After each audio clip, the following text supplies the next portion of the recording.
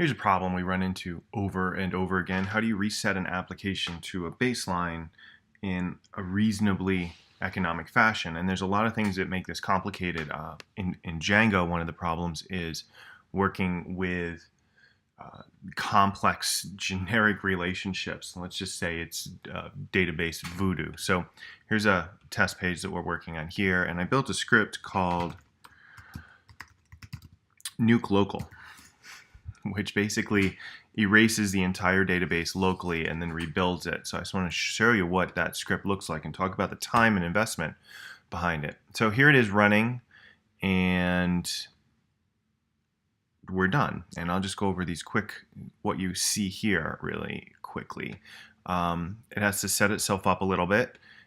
It completely erases everything in the database. It basically just performs like a drop all of the tables. So everything that was in the database is now gone. And then it applies all the migrations, which means that it builds up the database to the current state again. All of the changes are reenacted. And then it seeds it with information, and then it creates super users, and then it runs itself, and it actually runs a test script. I'm not even going to go into that. That's a really fun hack that I do. And then after that, it goes through and it tells you, here's your admin, here's another one of your admins. We created 744 products. We created 10 test users. All of those test users are information here. And we use our development password for everybody. So we go through it. So this is what the script actually looks like right here that I'm using. Of course, we have to import some stuff. This is all setting up Django. It's basically creating a manage.py instance here, if you've ever worked with it, where we create a full web application. And here's the imports for the application. They have to come later just for some logistical reasons. And then we define super user passwords and spoof emails. This is the SQL that drops all of the tables. It's a Postgres style of doing things. It works really efficiently. And then we call that migrate, which we saw all of this stuff happening right here. And then we load data from a JSON file that I created custom for this. But we have to exclude a couple things because they will create collisions in trying to create data twice that we can only create once. So those are the exclusions that we run here. And we continuously log information saying, hey, we just did this. And we just do a couple idiot checks, forcibly deleting stuff before we recreate it so we don't have any errors, create the users. This is some of our application-specific data that we need to create for our application to run beyond the Django authentication that we use for the system levels. And then we create all the users, and then we just log a bunch of information, and we basically can roll through all of the people that we create and spit out their information. We also go through right about here with all of our users, and we add all the same password to it, and then we print out all the messages, which you see down here. And this is run off of a JSON file that is pretty darn scary, seedlocaldev.json. It is a monstrously huge file of JSON data, and it actually comes from an export of information that came from our production site.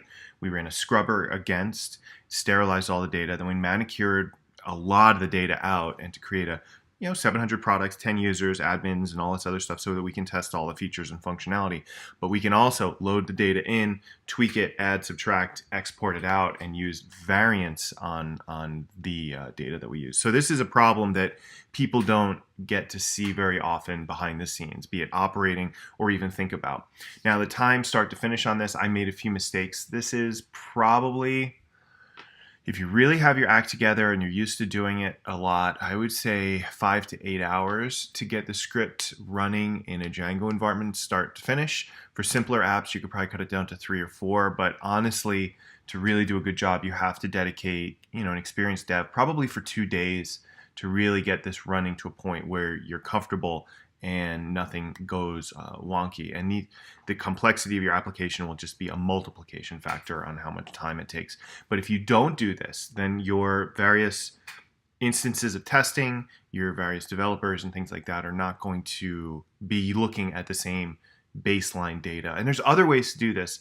In previous shops, I've done like data dumps and then data imports. And that works really good. But Django does have its own testing suite, of which I bend a little bit to do things that I want. And it operates off of JSON among other formats. So it's very easy to manicure data inside the application or maybe with a tool and then export it and create different testing sets. And indeed, there's actually another testing set above and beyond this one that we use for unit tests.